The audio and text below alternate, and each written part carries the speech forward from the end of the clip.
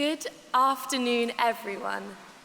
I would like to wish the warmest of welcomes to everyone here today. My name is Becky Kemp-Arnold, and I'm honored to be here as your 2021 to 2022 Student Union President. It is the greatest privilege and a truly humbling experience to speak to you all on such a special and monumentous occasion as your graduation. I am here today to wish the biggest of congratulations to every single one of our graduates for persevering through the many successes and occasional failures that have led you to where you are today. When I look around this room, I see exceptional individuals who have overcome unimaginable challenges. Undoubtedly, you have had to adapt to the uncertainty of living through a pandemic, as well as the everyday challenges of student life. The last 2 years have truly shown that life can be unpredictable and challenging, but you survived it and built skills in resilience and adaptability that will stay with you for life. On behalf of myself and all the graduates here, a sincere thank you to the friends, family, and staff members who have gone above and beyond to support our graduates, regardless of if they can be here celebrating with you or not. Whether you're an educator or a loved one on call through stressful times, your support has played a vital role in getting our graduates to where they are today. It is so important to show gratitude to those who have stuck by your side, and remember that there are always those who believe in you, even if it is hard to find that strength within yourself. Although I am not yet a graduate like you, I have no doubt that your path to get to this point has been one of continuous learning. It is very likely you have made sacrifices and faced adversity. However, I hope you can look back with pride on the lessons your experiences have taught you. We all come from different walks of life, but each of you has brought a unique perspective and breathed life into our community. I hope you can remember that your legacy lives on through the memories you have made, the relationships you have formed, and the hope you have given to existing students by getting here today.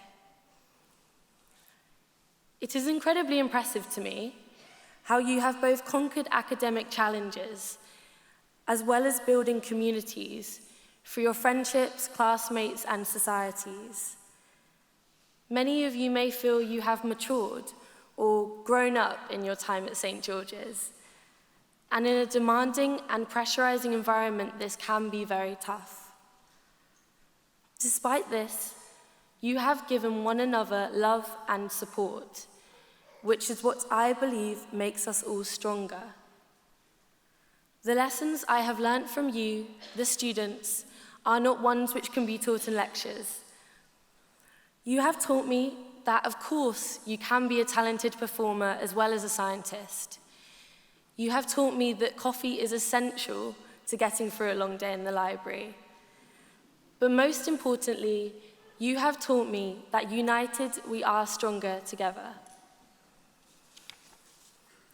As you move through your careers, I hope you can stay ambitious and determined.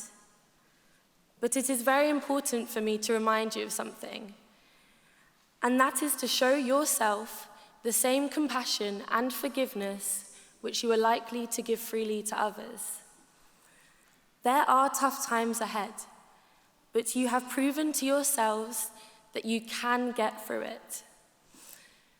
Knowing you all gives me hope for the future of science and healthcare, but equally hope for humanity.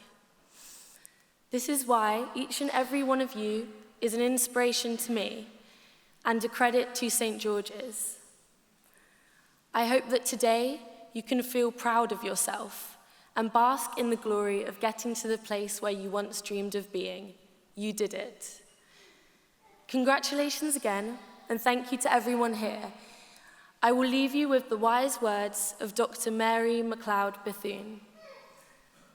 Believe in yourself, learn, and never stop wanting to build a better world. Thank you.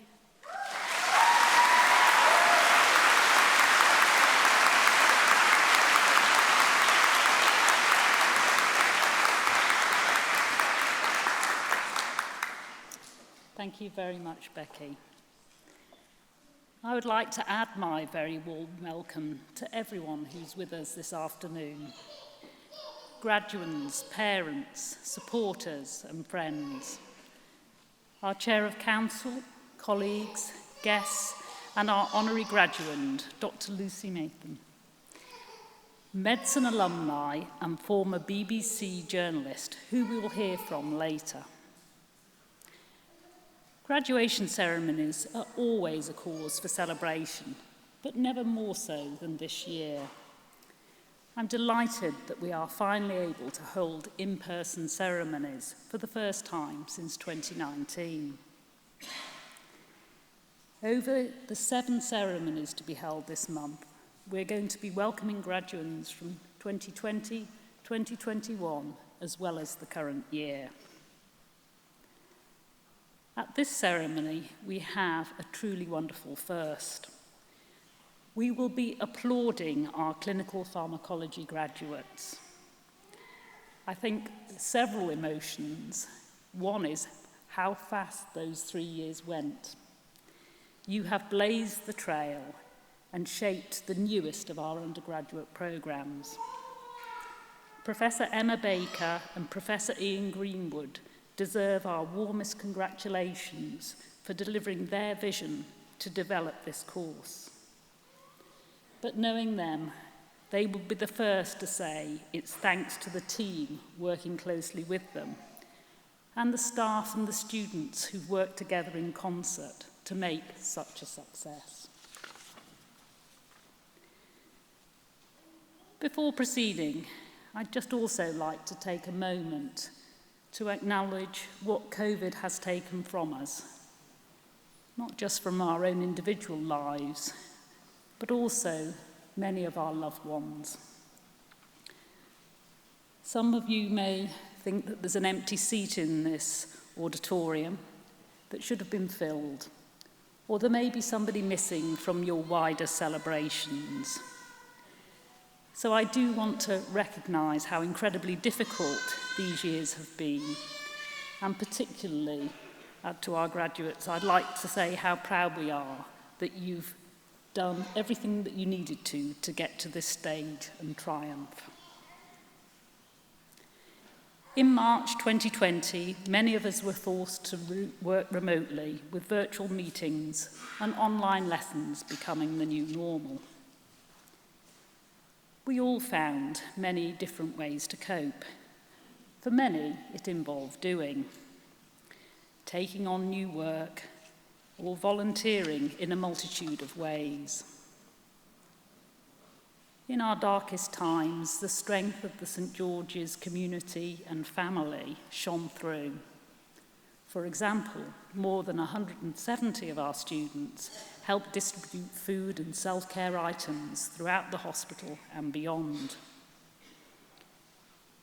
Whilst normal life was shut down, many showed selflessness and dedicated themselves to serving others.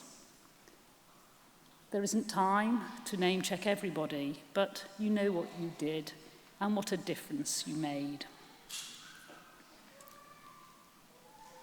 We do like to work in partnership with our students on all programs, and I just in particular like to highlight the year representatives that have operated along our undergraduate programs. So thank you to Lily, Tessie, Jana, Ellie, Lorenza, Anagar, Mary Pua.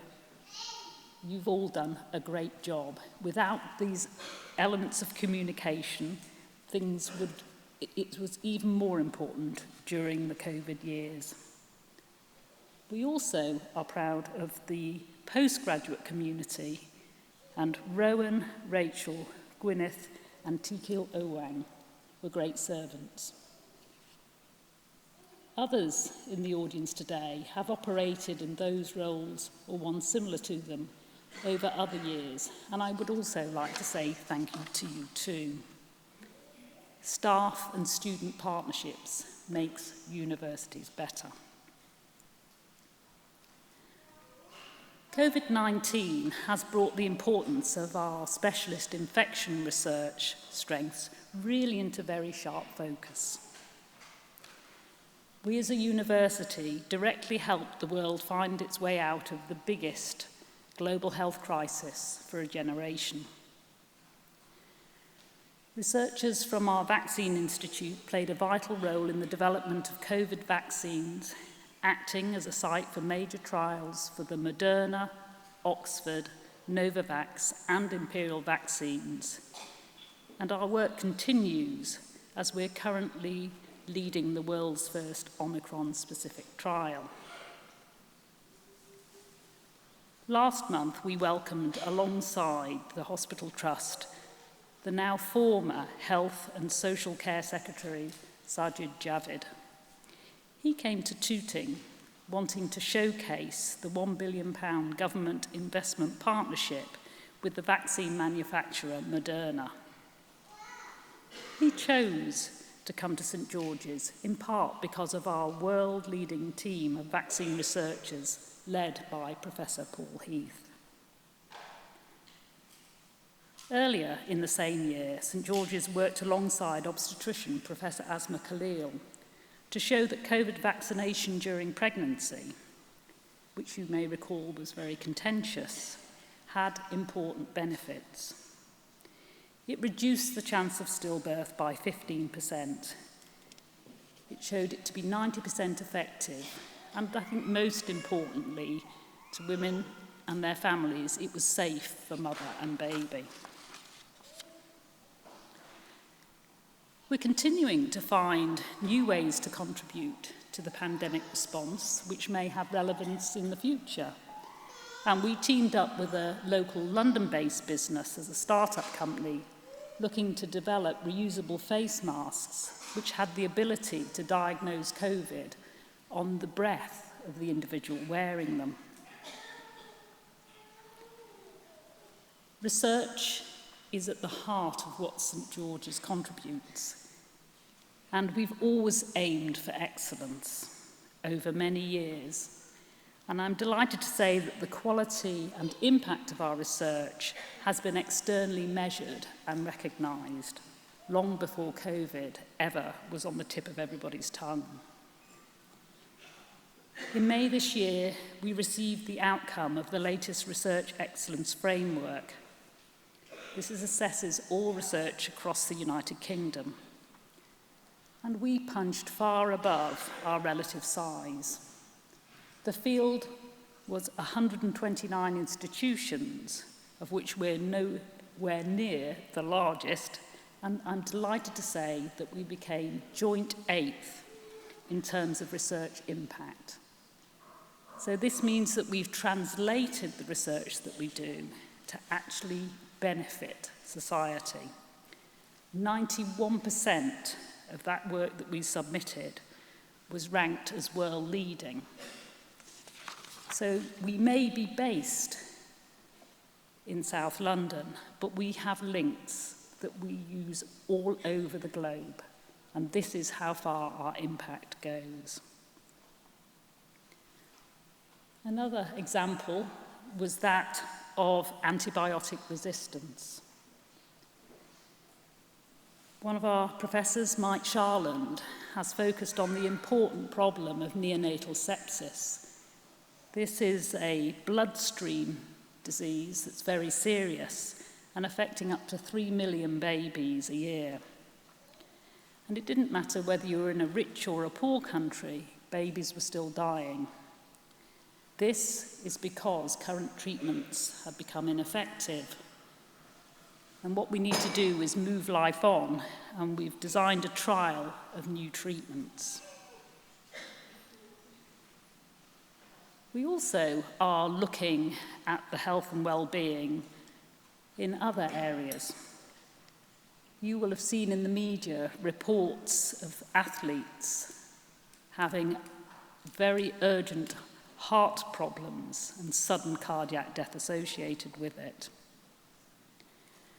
Screening of elite athletes to see if we can find markers and predict when this is going to happen is, of course, vitally important. There are a team of scientists working on this, and Sanjay Sharma, who is also a clinician, have identified with more accuracy those that are at risk and changed international recommendations. These have greatly improved the diagnosis of those at risk and is something that has truly saved lives.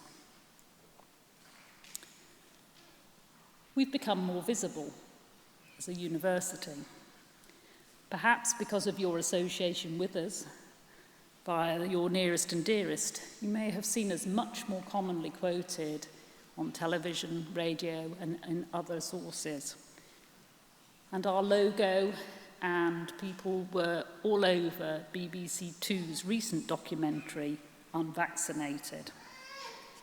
And we've been very pleased to play a part in this media profile, not only explaining hard science, but also used for our expertise in communication and explaining what was happening during the pandemic as things evolved.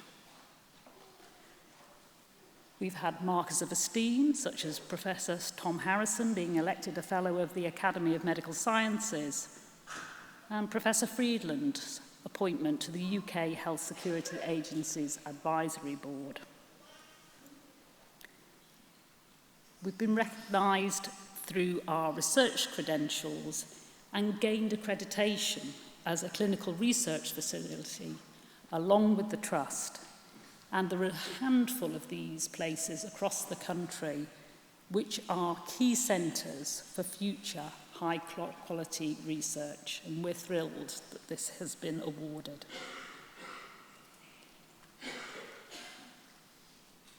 Our education and our teaching is proudly immersed within a very vibrant clinical, scientific, and research environment. Making our high-quality education accessible to people from all backgrounds is also fundamental. I hope that you've already recognised that we have a wonderful, diverse community, and our goal is to attract talent regardless of circumstance, and we deliver success. A recent study by the Institute of Fiscal Studies and the Sutton Trust looked at the proportion of students from low-income backgrounds at every university in the country.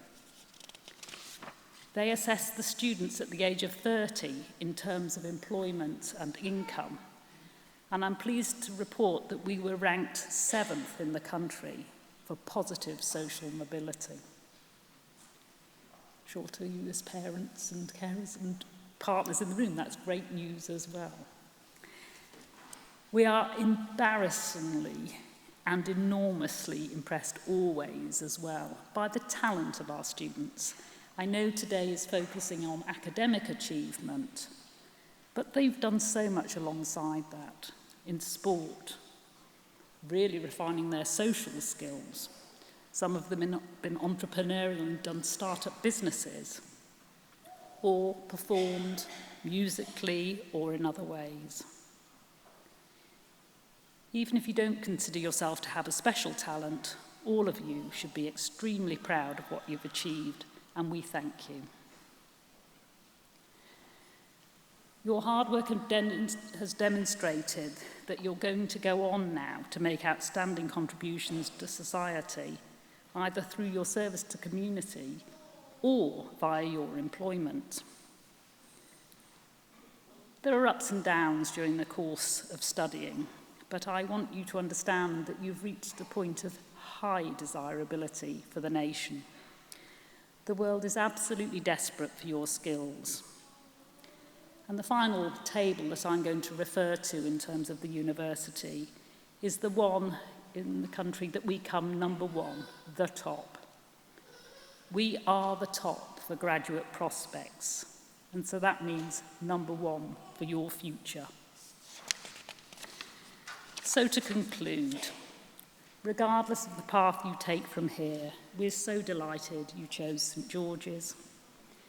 It's always a time of mixed emotions, relief, excitement, and uncertainty, and that's only natural.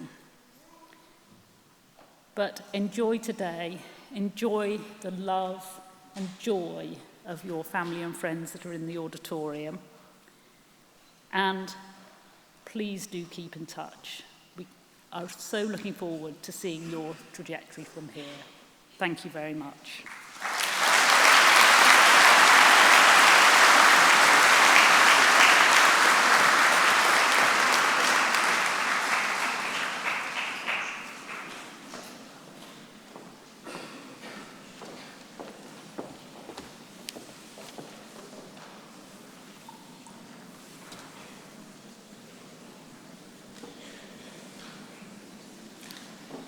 It's now time to greet former students whose achievements the university celebrates today. Vice-Chancellor, on behalf of St George's University of London, may I present all graduates from the Biomedical Science programme.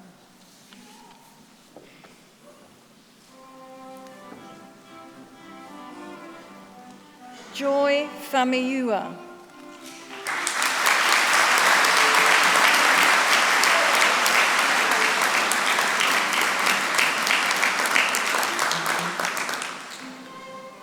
Alexandra Orton.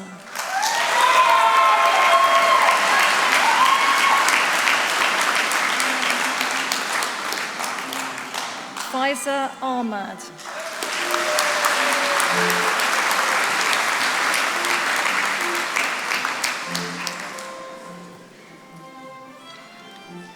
Rabia Al-Wakil.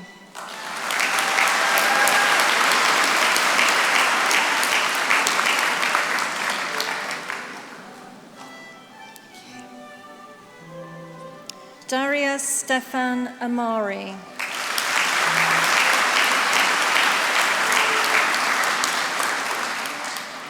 Awarded the Cell and Molecular Biology Prize, Adam Bill.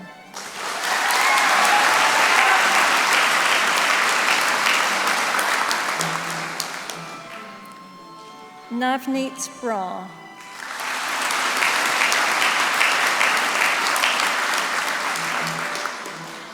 Sumal Singh Chauhan.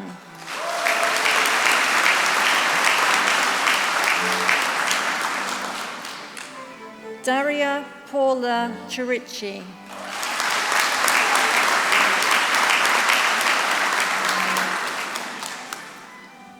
Christian Kuto.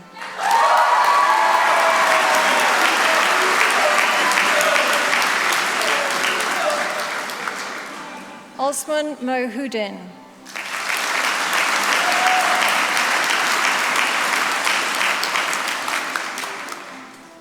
Go Harika Paladuku.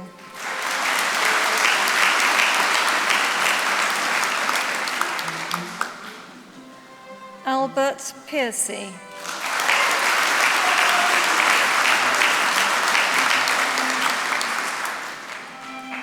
Louisa Tang.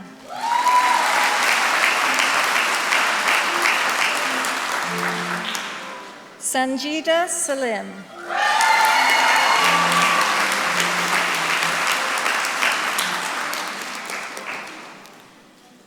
Eleanor Tubalin.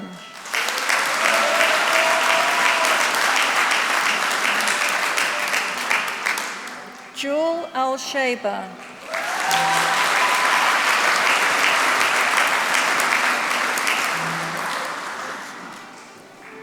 Disha Dar.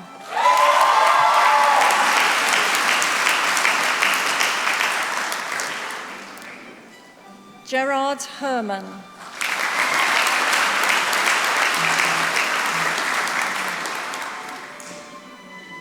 Matilda Markham.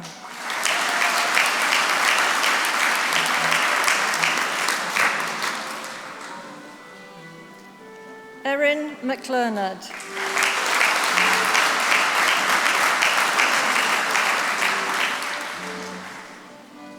Ajharut Madhya.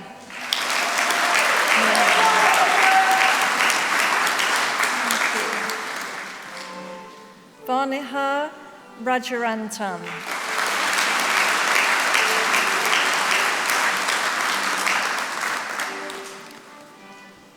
Sinmai Siva Murugananthan.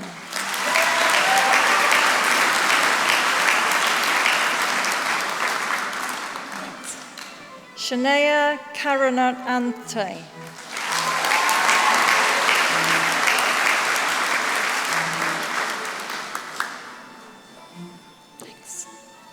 Awarded the George's Skills Master Award, Renee Zazé.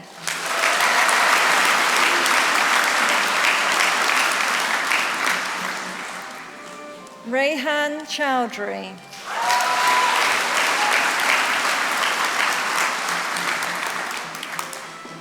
Vidya Dev.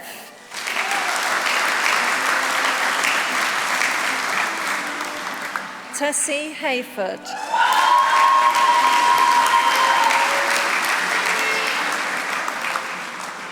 Jarima Limbu.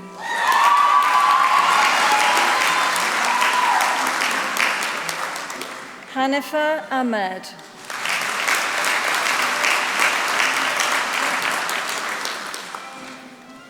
Bilal Dar.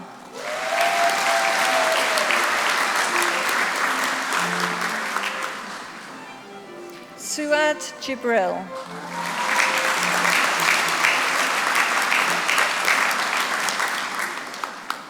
Iwa Mambo Kien.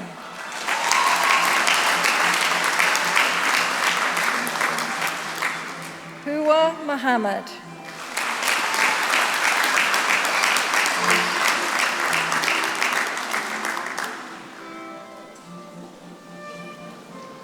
Charlene Muller.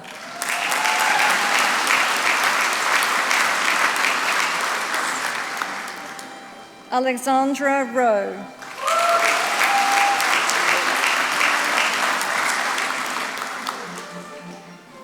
Akil Siram.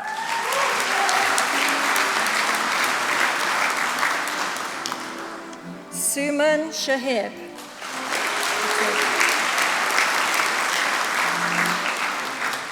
Selina Ahmad.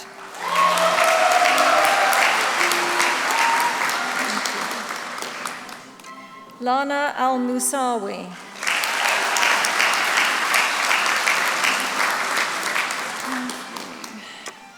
Awarded the Medical Ethics and Law Prize, Sanuja Ampigapalan.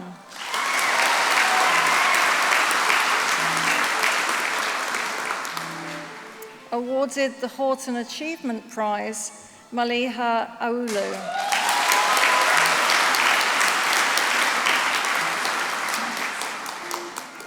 Ethan Liu.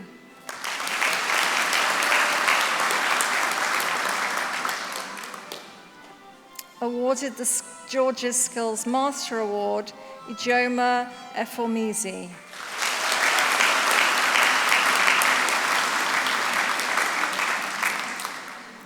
Ria Parek.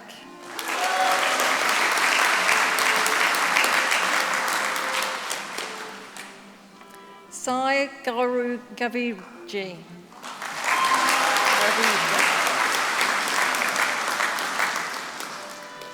Genevieve Sadler.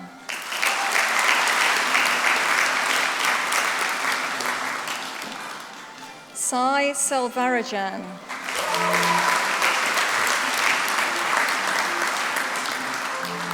Joseph Silva.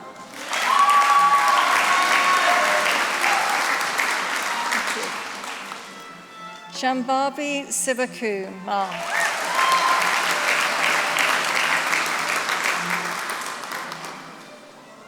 Ria Sorothea.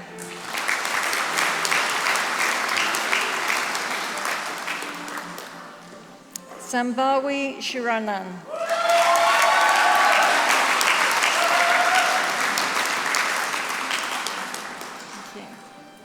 Hassan Abidi.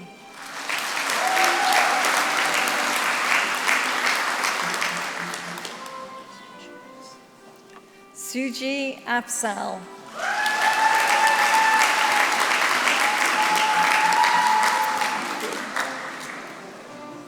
Nafisa Ali.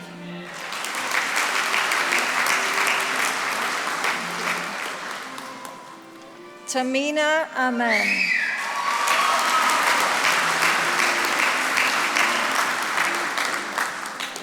Ariane Barnett Daly.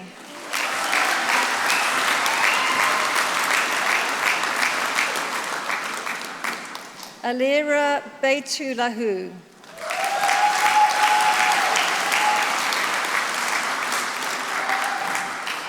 Jolie Bennett.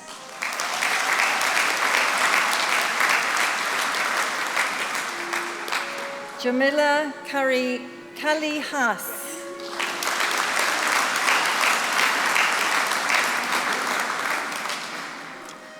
Jonathan Longmore Reed.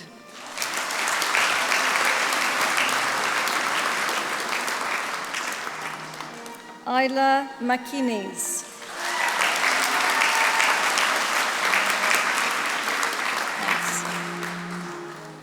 Giles Malone.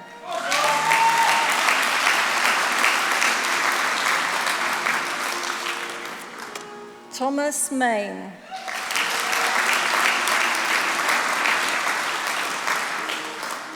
Suvaratha Nagaranja.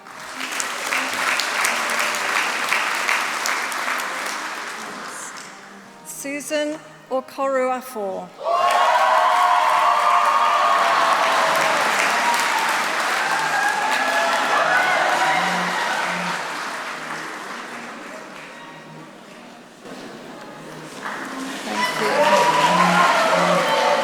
Noor Muhammad Kayan.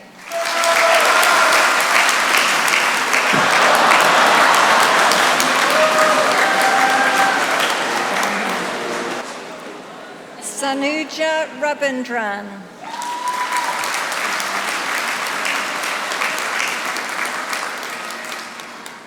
Golshi Sayed Zanusi.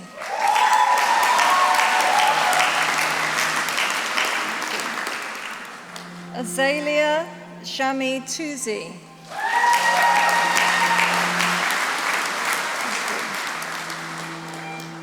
Sanjeev Farazan.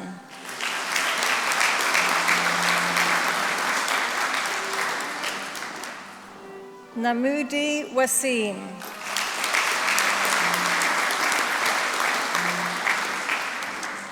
Stephen Adelwu.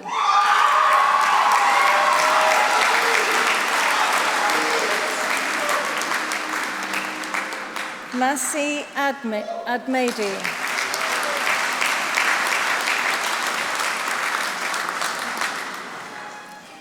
Awarded the Jill McGawley Memorial Prize in Psychiatry and the Psychology, Psychiatry and Neuroscience Prize, Ibrahim Ali.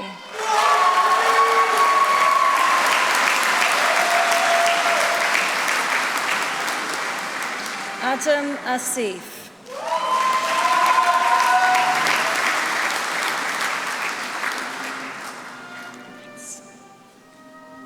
Dilara Kolak.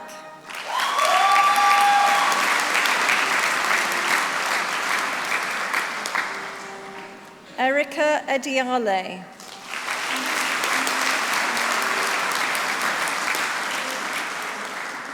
Mimosa Amini.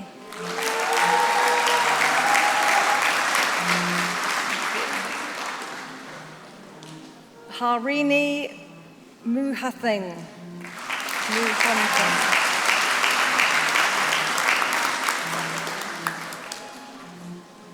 Thank you. Lucy Lawn.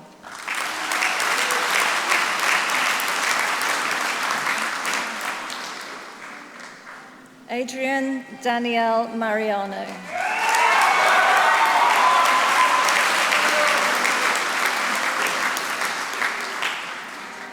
Akshita Nidra.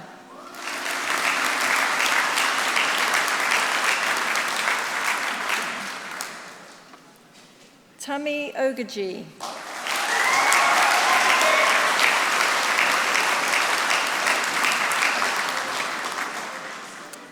Shamina Sanfriran.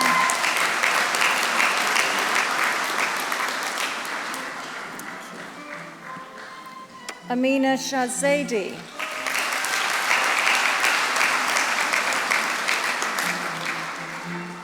Yashnia Sivakumar.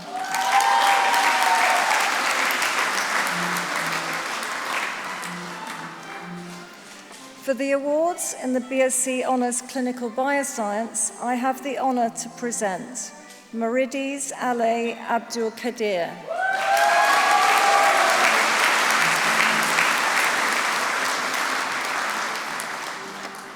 Aina Alberto.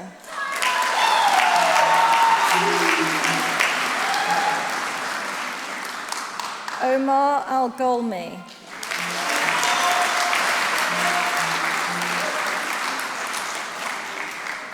Hamza Beg.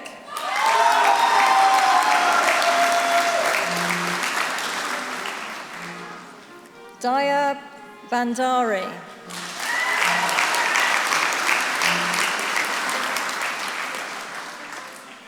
Charlie Brown.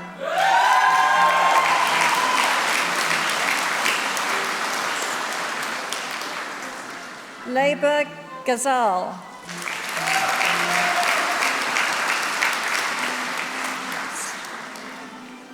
Cameron Hadizad.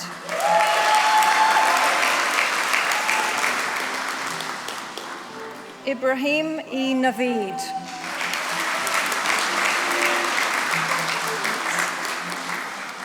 Nathan Joseph.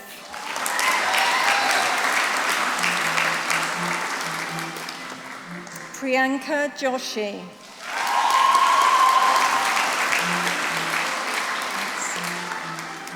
Amatul Kafi.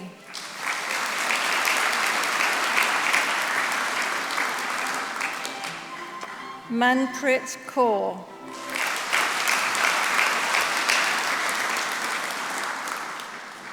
Alishan Khan.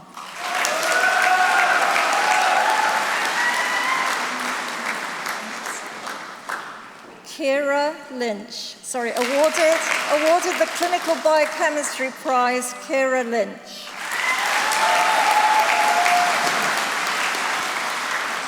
Awarded the George's Skills Master Award, Hajar Maish.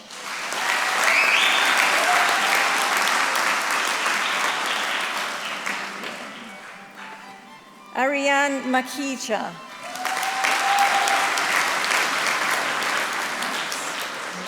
Monica Manes Carapetto.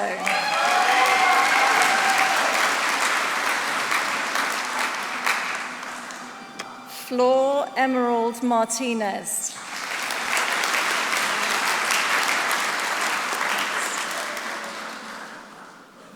Christian Mistry.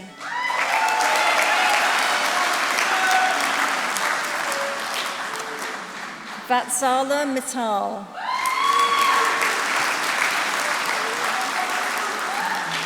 Vanessa Mokanu.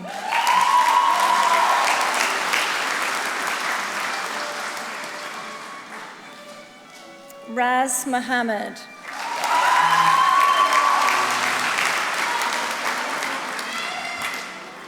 Sean Awubakari.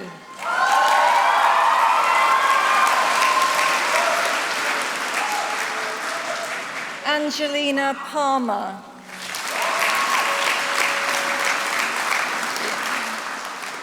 Ivan Pishkiki.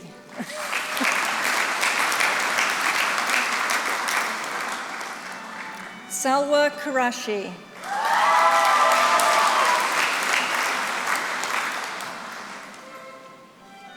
Samaya Raymond.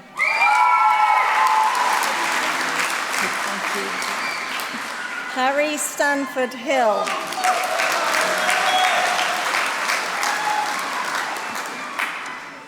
Pavan Shah.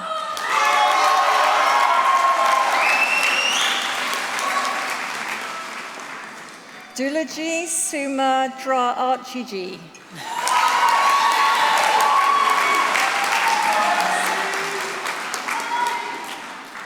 Abiki Tunobu.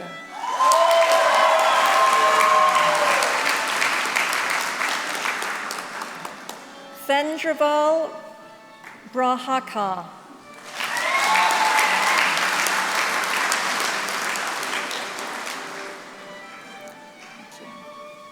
John Warren.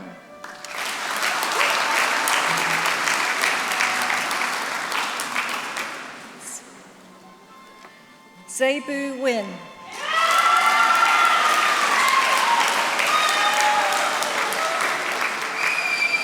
Awarded the Georges Skills Master Award, Natasha Wallen.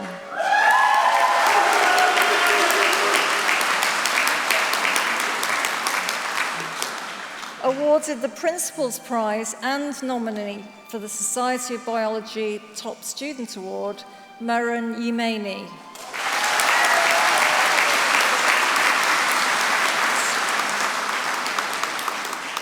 For the awards of MSci in Biomedical Science, I have the honour to present Abkiwane Akinloa.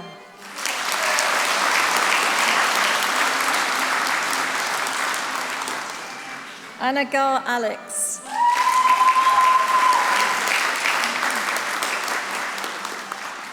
Awarded the Student Skills Master Award and the Principal's Prize, Maripriya Jayaraja Singham.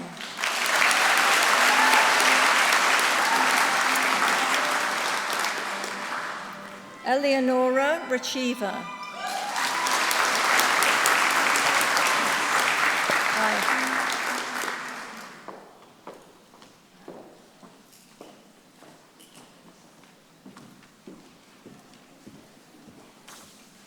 Vice-Chancellor, on behalf of St George's University of London, may I present all graduates from the Intercalated BSc programme.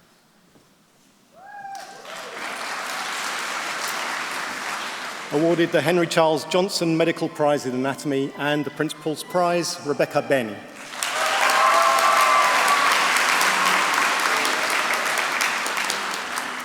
Kofi Cox.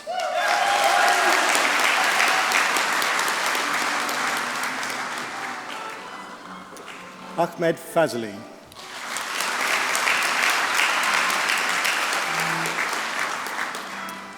Mihir Gajri.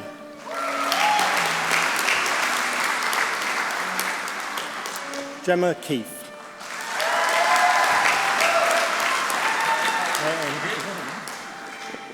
Osama Nadeem.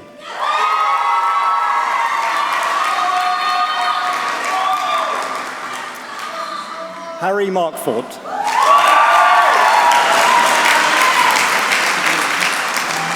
Balkrishna Pravinchandra Ramji.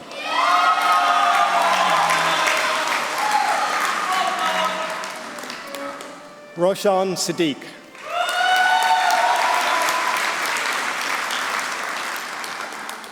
Priyanshu Saha.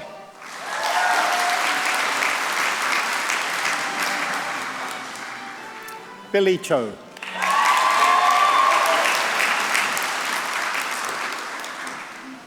Harry Costello.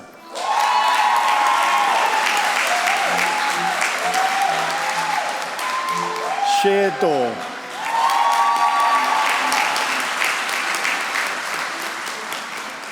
Julia Herr.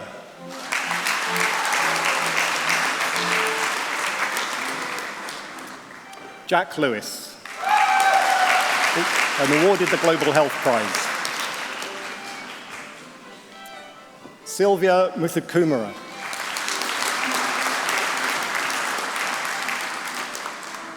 Awarded the Georges Skills Award, Lien Salcido.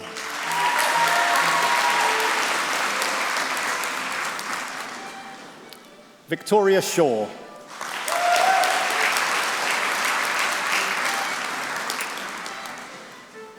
Vidusha Vijayasinghe.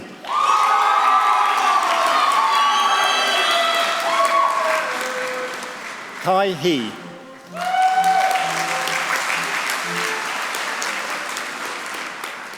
Awarded the Global Health Humanities Prize, Neve Lawrence.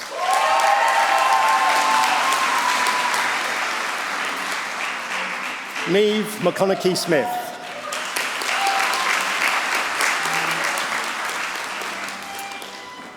Aditi Mukherjee.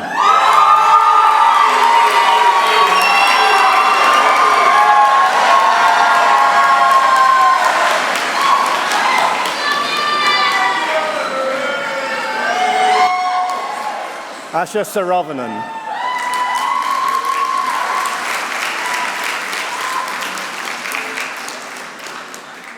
Charlotte Savage.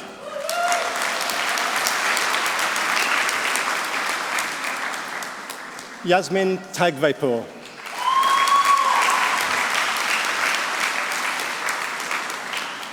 Freya Bailey.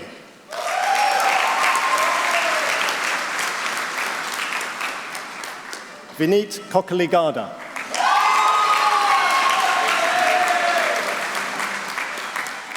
Sarisha Sorby.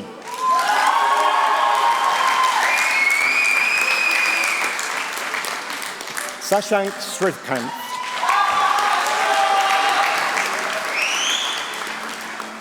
Jayanth Ramesh.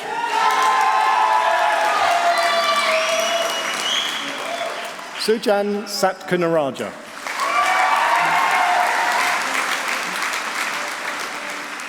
Rafia Ayub.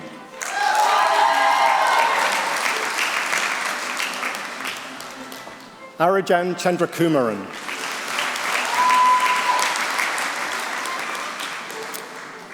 Nominee for the Physiological Society Prize, George Hunt.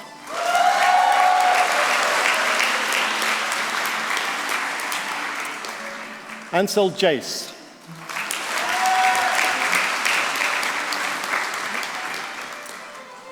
Annika Kerr.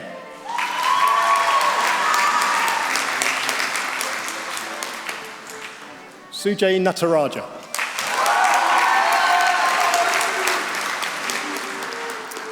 Awarded the Physiology and Pharmacology Prize, Rahul Niranjanana.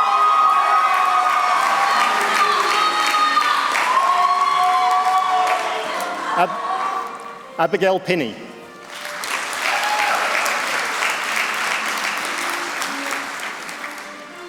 Anna Smith.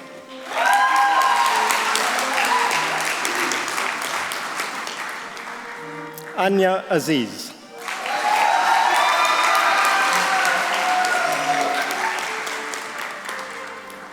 Luke Reddington.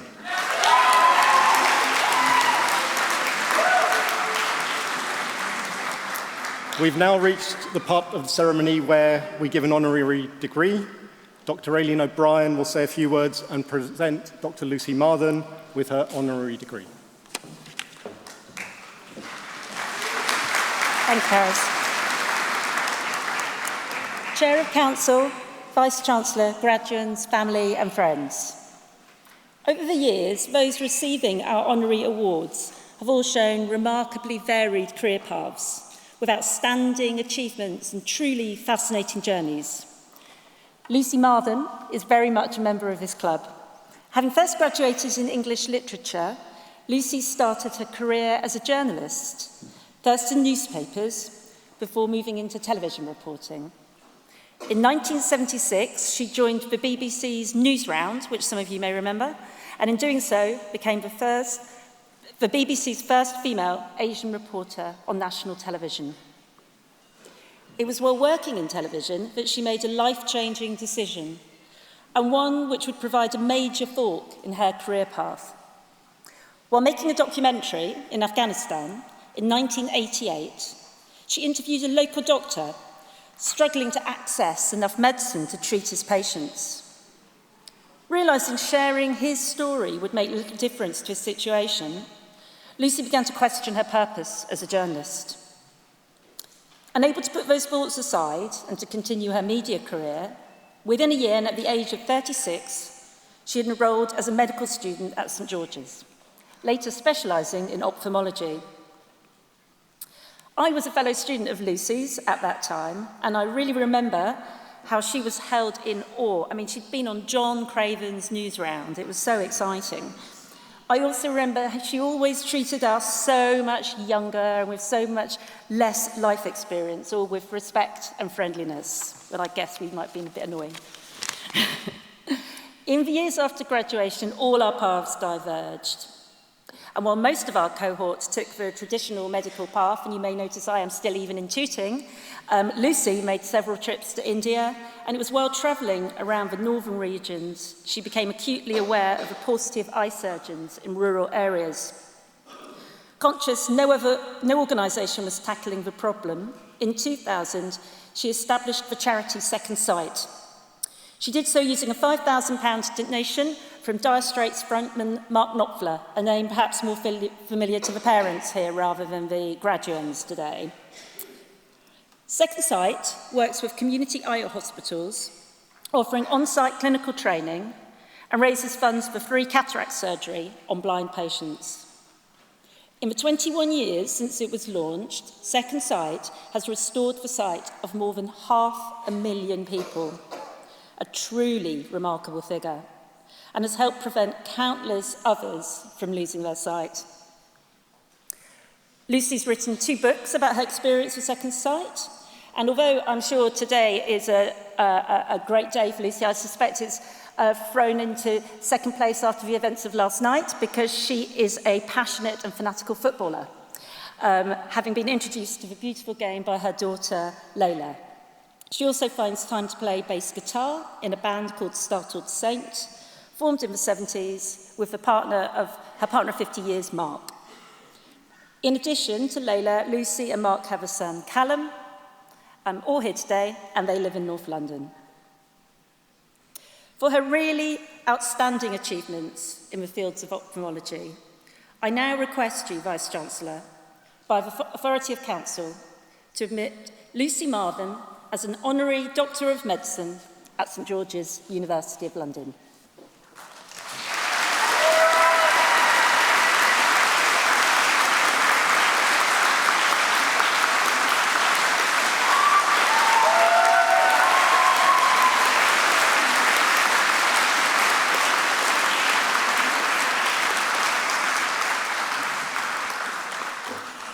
Hello, everyone, and thank you so much for bigging me up so much, Aileen.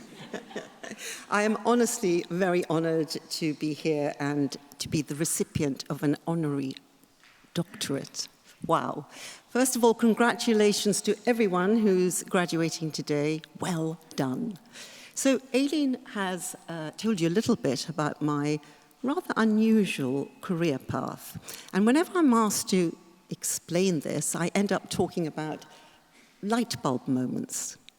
Light bulb moments meaning that there are moments when with absolute clarity I know that I have to do something, or indeed have to stop doing something. And when I talk about this, lots of people say, oh yes, we have those too, but we never act upon them. And I think this may be something to do with fearlessness. Fearlessness is not something that is much encouraged in, I don't think, in our society here in Britain. But I had a fearless mother, and from a very early age, she expected us to identify the values and principles that were important to us and to make our own decisions and just not follow the crowd, as she would say. But I think everyone has a fearlessness of spirit. I think each one of you has. And it's a bit like a muscle. The more you use it, the stronger it gets. The stronger it gets, the more you use it. So I think the most dramatic light bulb moment was already explained to you when in Afghanistan, whilst interviewing a doctor, I realized that actually I'm not sure what I'm doing here as a journalist, and within a year of that, I ended up at St George's. And boy, were St George's fearless in taking me on. I was 36 years old, a degree in English literature, not even from a medical background. But George's were wonderful in treating all mature students as people of interest. And they accepted that you came with skills and life experience that could only benefit medicine. And for us matures, it was really good to be training alongside 17, 18, 19-year-olds, like most of you probably, because you were full of energy and full of curiosity about life. And so that lovely, lovely mix ended up with us being really supportive of each other, a tremendous solidarity. And it also kept medicine in perspective. We didn't view it as a career for superheroes. We saw it as a career that all of us from our very different backgrounds could take part in and hopefully enjoy. So I think my best advice to you as you go forth for the rest of your life is to, and I'm sure you've all experienced this kind of solidarity, and in fact Becky referred to this too. Hang on to that, support each other, stick up for yourselves, and also remember that the world is big and your work is just part of that world, and you need to stay in touch and pay attention to what is going on around you, and then you will be, I'm sure, the best scientists, the best doctors, the best personal human beings that you are capable of being. So I'd like to end by thanking Georges for being so utterly fearless, for taking me on, and I'd like to thank my amazingly fearless family, Mark Rees, our daughter Layla, our son Callum, and someone who's come all the way from Australia here to be with us, my best and oldest friend from secondary school, Angie Gleeson. So thank you, go forth and have lovely, lovely lives. Bye.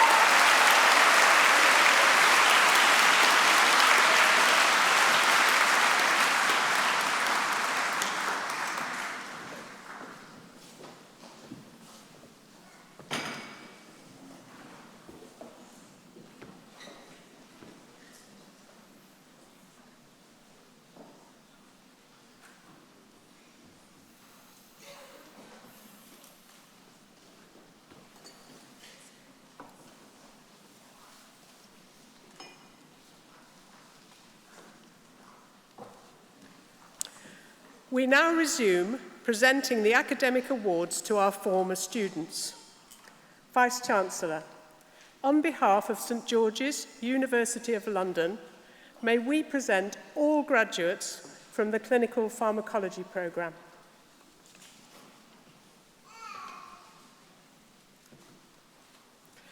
Isaac Abdullahi.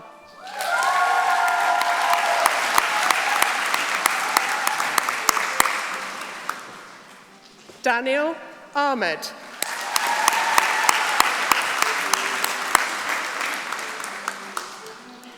Tasnim Maisha Ahmed.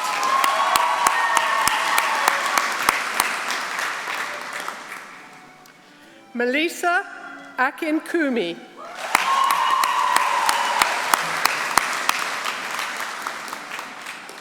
Anne-Marie Akinwale.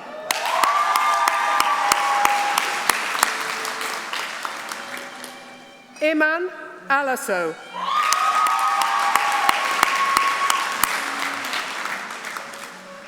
Mahnur Ahmed.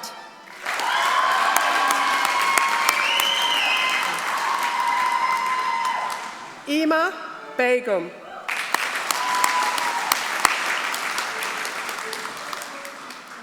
Fatima Burawi.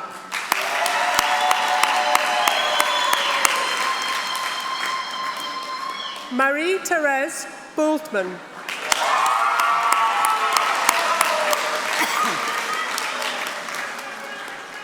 Joel Chanthirakumaran.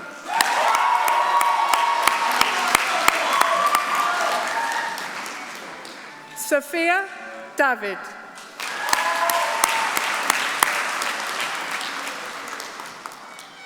Pedro Miguel Gallego dos Santos Cardozo Diaz.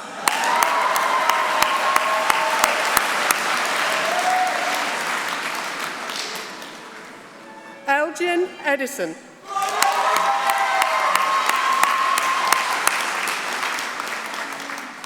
Sirin Alberki.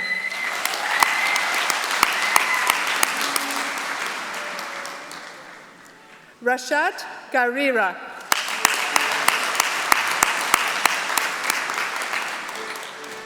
Lily Gibbons, awarded the Advanced Data and Statistics Prize.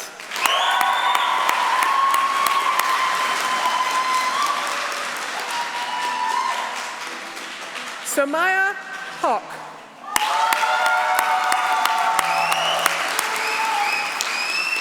Ikari Van Dyke.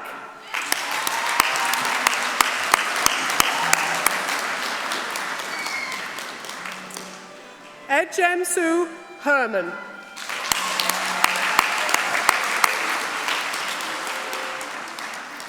Mahek Islam.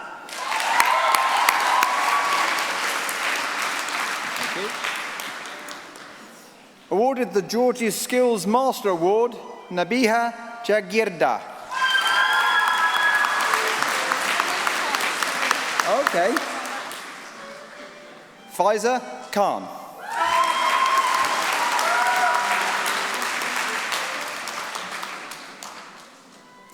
Madia Khan.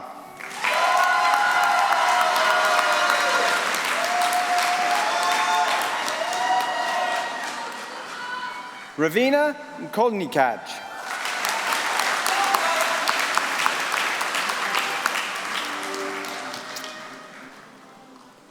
Amanpreet Kula.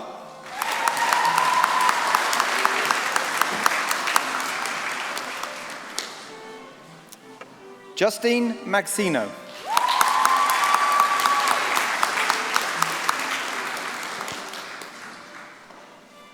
Samira Herz Mahamud.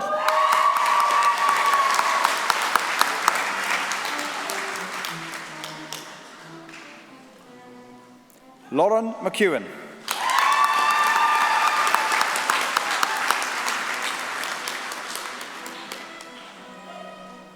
Oshi Mustafa.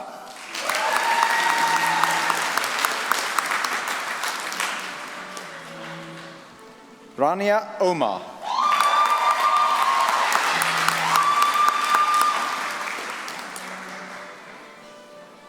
Bhagavi Paramanchan.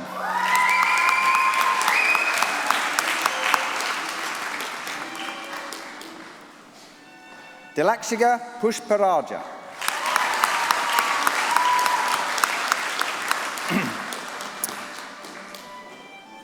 Awarded the Advanced Pharmacokinetics Prize, Resbiara Rahman.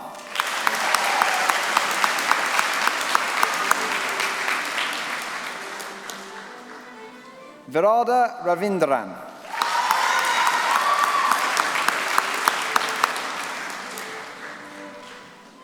Wendata Rashiratu Seda.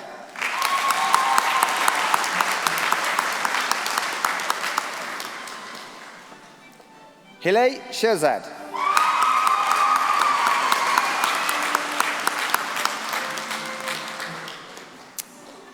Awarded the Written Research Project Prize, Saeed Tabibi.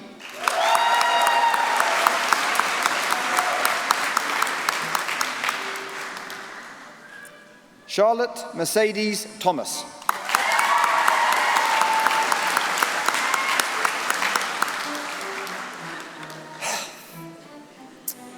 Awarded the Hot Topics in Clinical Pharmacology Prize, the Disease and Drug Targets B Prize, the Advanced Drug Development Prize, and not surprisingly, the Best Overall Student Prize, Jade Vince.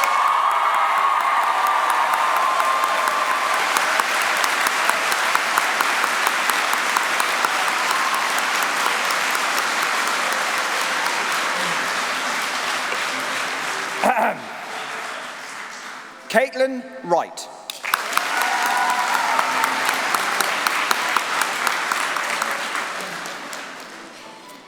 Awarded the Advanced Drugs in Healthcare Prize, Maisha Zainab.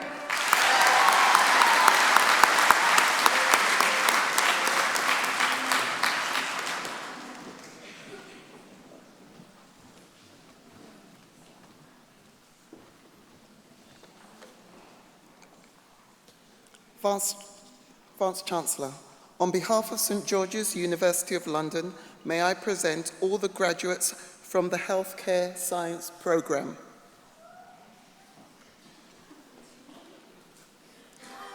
Fatima Akhtar.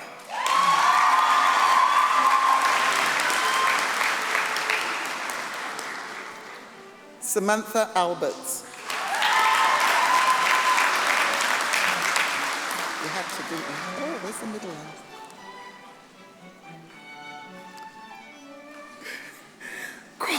Kwon Chong.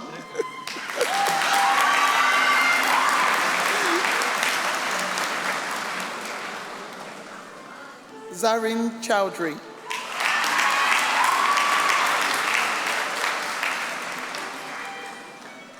Mona Gad El Rab.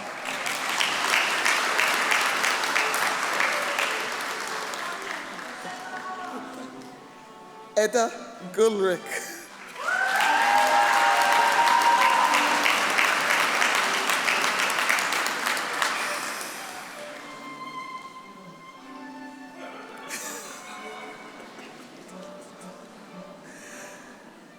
Naima Hira.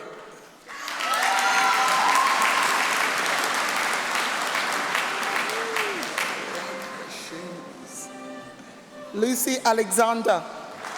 Sorry, Lucy Jackson.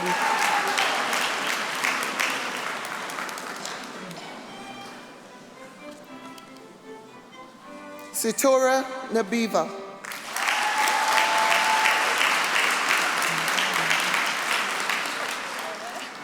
Go on, I've been practicing. Nithuja Santhian.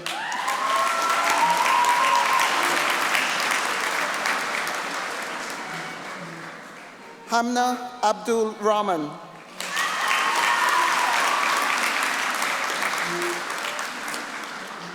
Anapama Anikuma.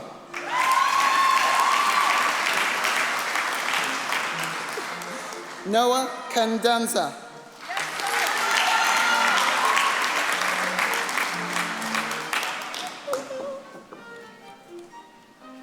Respiratory Sleep Physiology Achievement and Principal Prize, Silvika Sansivian.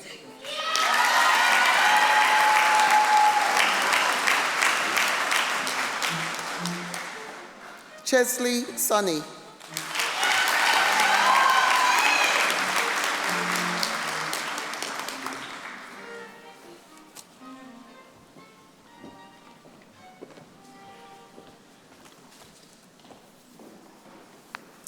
Vice-Chancellor, on behalf of St George's University of London, may I present all postgraduate awardees.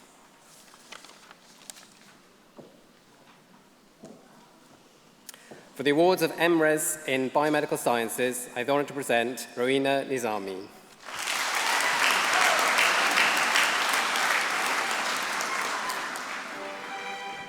Agata Soltinsinka.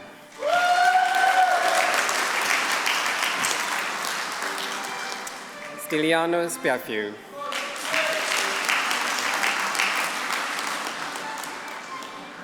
Eugenia Boiariu.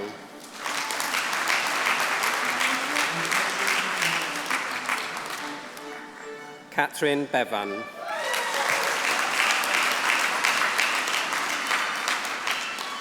Flavia Hughes.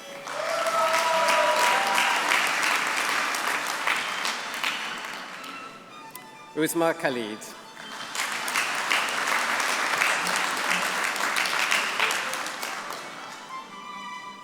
Raka Polima.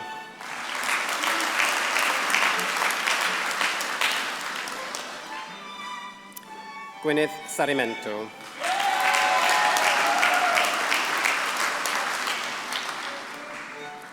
Tikil Owang Tran.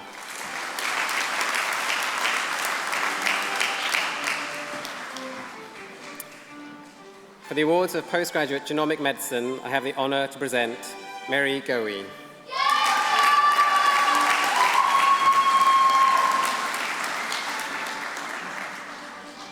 Saramini Kuganthuvel.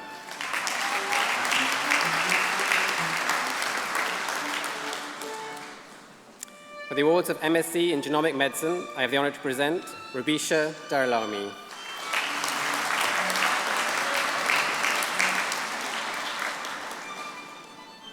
Vincent Umelu.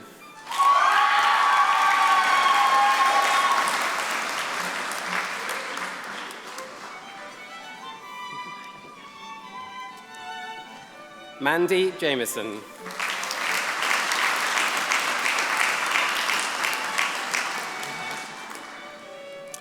For the award of MSc in Global Health, Sarah Kamura.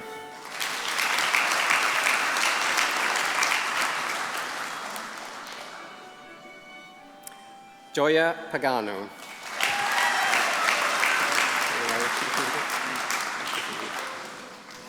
Rowan Rai.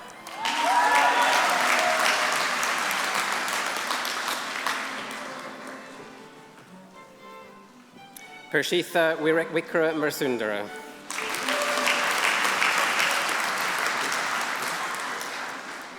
Mona Kaiti.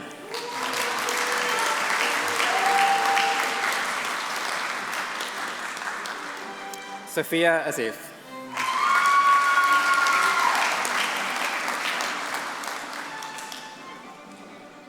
Rachel Mahoney.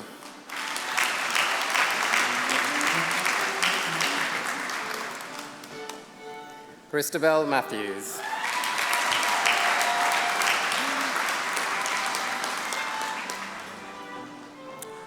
Hannah O'Grady.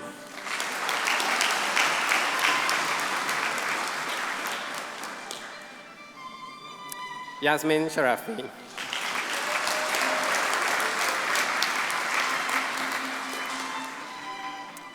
Emma Shekaritzi.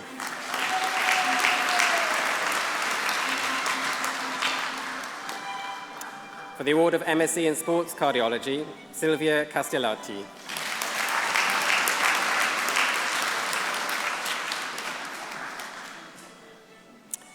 For the awards of Postgraduate Certificate in Healthcare and Biomedical Education, I have the honour to present Elizabeth Stun.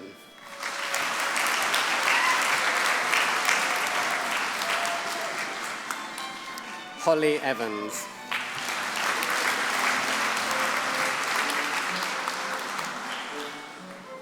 Anika Papat.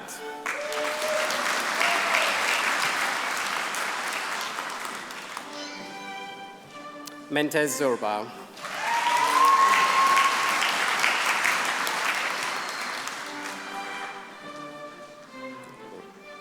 Vice-Chancellor, for the award of Doctor of Medicine for a thesis entitled Assessment of Functional and Structural Changes with Ethnicity in Hypertrophic Cardiomyopathy and its Relevance to Sports Cardiology, I have the honour to present to you Kirthi Prakash.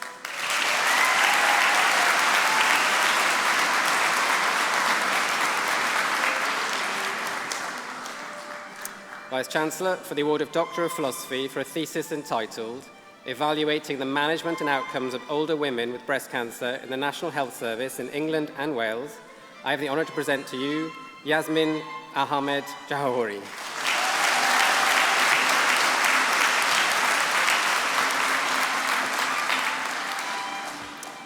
Vice-Chancellor, for the award of Doctor of Philosophy for a thesis entitled Investigating Aneurysm Sac Size Change Post-Endovascular Aneurysm Repair as a Marker of Endograft Failure, I have the honour to present to you Bilal Azhar.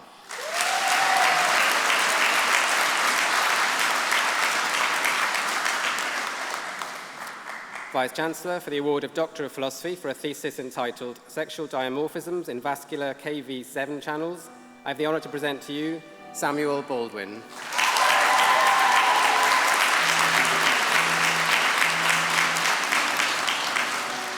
Vice-Chancellor, for the award of Doctor of Philosophy for a thesis entitled Investigating the Mortality and Morbidity Burden from Cardiovascular Disease in the United Kingdom Armed Forces and Optimizing the Screening for Cardiac Diseases in Army Recruits, I have the honour to present to you Andrew Cox.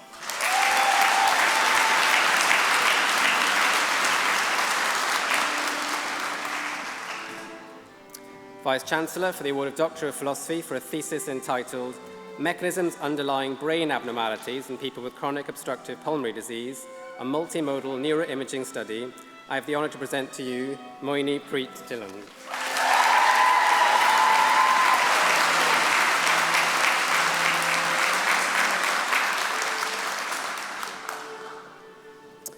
Vice-Chancellor, for the award of Doctor of Philosophy for a thesis entitled Mycobacterium tuberculosis infection suppresses the expression of host genes involved in lysosomal targeting in the macrophage, I have the honour to present to you Rebecca Flynn.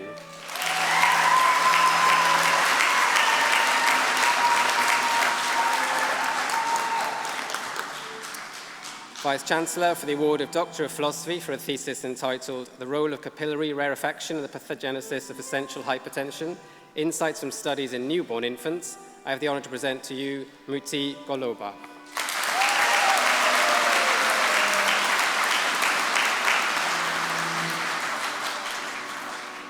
Vice-Chancellor for the award of Doctor of Philosophy for a thesis entitled Improving the Assessment of Body Fatness, Overweight and Obesity in UK Children and Adolescents, I have the honour to present to you Mohammed Huda.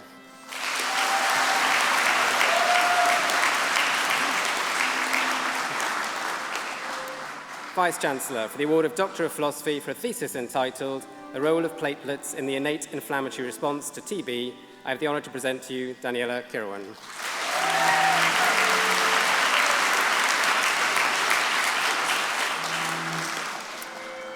Vice-Chancellor for the award of Doctor of Philosophy for a thesis entitled Predicting Functional Outcomes in Aid of Decision-Making in Lower Limb Amputation, I have the honour to present to you Arsalan Wafi.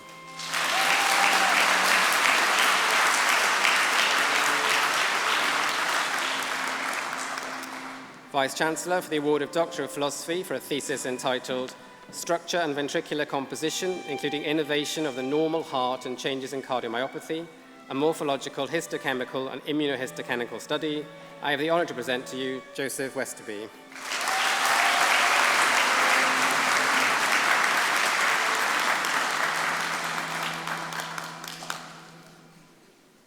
Vice-Chancellor for the award of Doctor of Philosophy for a thesis entitled SCN5A E1784K, Long QT and Brugada overlap syndrome, phenotype, risk, genetic modifiers and functional characterizations, I have the honour to present to you Yonishi Dulivela Virajaratna.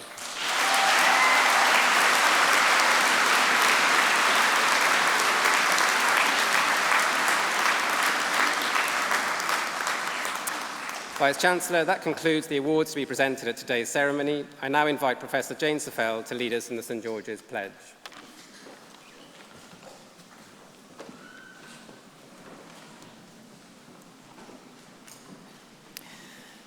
The pledge is taken by all our graduates on graduation day, and it's an opportunity to collectively recognise core values that guide us in our professional lives.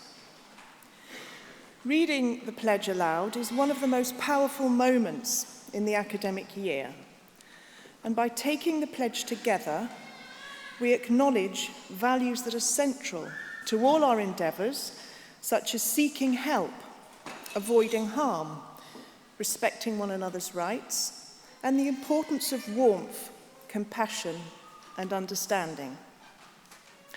I now invite all graduates who have graduated today to stand up, and we will read the pledge, which you will find on the last page of your programme. I'll just wait for everybody to find their seats again. So if you all make sure that you've got sight of a programme and turn to the last page, we will now read aloud together. I pledge myself and promise I will respect the learning and achievements of those professionals in whose steps I walk, and gladly share such knowledge as is mine with those who are to follow. I will apply to benefit humanity all measures which are required. I will remember that there is an art to all professional endeavours, and that warmth, compassion and understanding may equal any other intervention. I will not be ashamed to say I know not, nor will I fail to call on my colleagues when the knowledge or skills of another are needed. I will respect the privacy of my fellow human beings, for their problems are not disclosed to me that the world may know. Most especially, I must tread with care where others place their trust in me. I will relate my work to the human state, which may affect a person's family and economic stability. I will remember that I remain a member of society, with special obligations to all my fellow human beings, including the most vulnerable and marginalised. I make this declaration solemnly, freely, and in humility. So graduates may now sit, and I invite Christine Swaby, the Chair of Council, to close our ceremony today.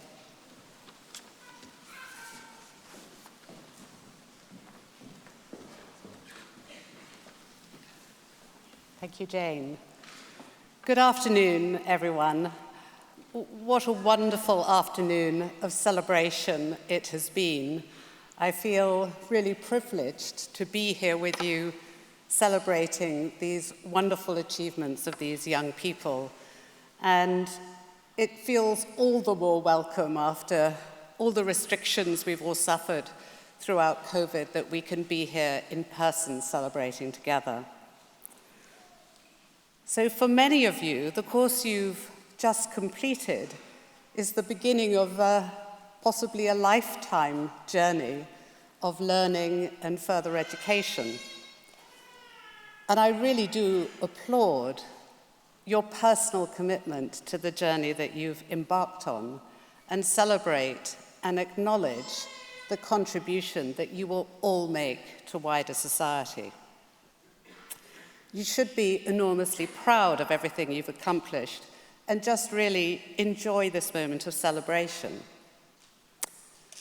St. George's, as many of you know, has a long, famous and very proud history dating back to its foundation in 1733. There are many pioneers of medicine that have come through St. George's, such as Edward Jenner, who created the smallpox vaccine, and Henry Gray, whose textbook, An Anatomy, is still used today. But as alumni of St. George's, you're now the guardians and the inheritors of that very unique and proud reputation. And of course, we celebrate that history, not just because we're proud of the history, but of the inspiration we hope that provides about what you may achieve in the future. Medical science is advancing at a truly astonishing rate, and who knows how many future renowned practitioners or groundbreaking researchers are with us today. But before we close today's ceremony, it's my job to say a lot of thank yous and with you for the many people who have been involved in making this a very special event. And I would first like you to join with me in saying a huge thank you to our wonderful musicians who have carefully guided us and played music as you've been parading across the stage. So please say thank you to the musicians.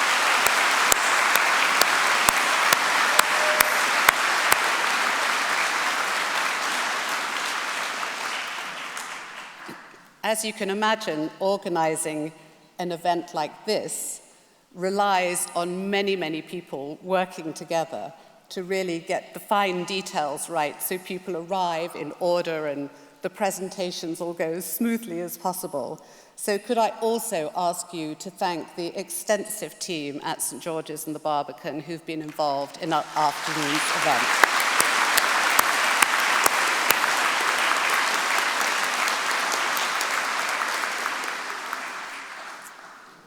So we often speak about St. George's as a community, and it is indeed that. And I'd ask the students in particular to just cast your mind back and think about all the people that you've encountered during your time studying at St. George's, people who are all immensely proud of you, and I'm very proud of them for the team effort that they really demonstrated in pulling things together over 2 years of COVID and managing to keep the show on the road. There are too many to mention, but they cover all aspects of student life, whether that be teachers, administrators, tutors, librarians, receptionists, so many people. So could I just ask you to thank them for everything that they did to support you during your time here.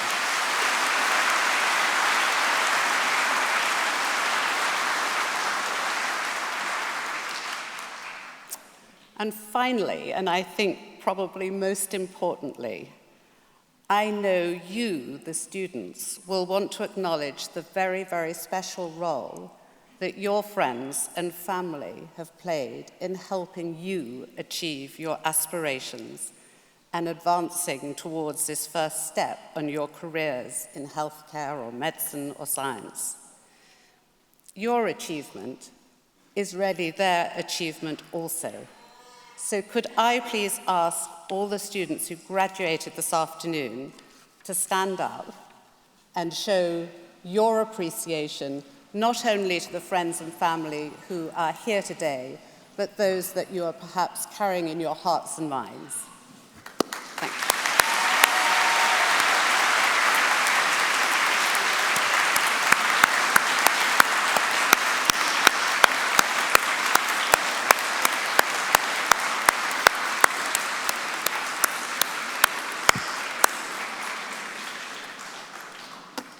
Thank you.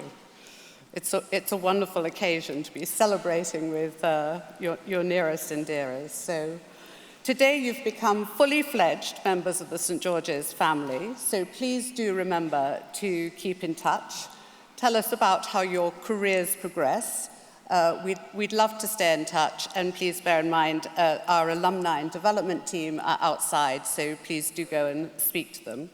And I'd just like to conclude by congratulating you all on really a fantastic achievement. So could I ask everybody to now stand for the national anthem and then remain standing as the academic procession leaves. Thank you.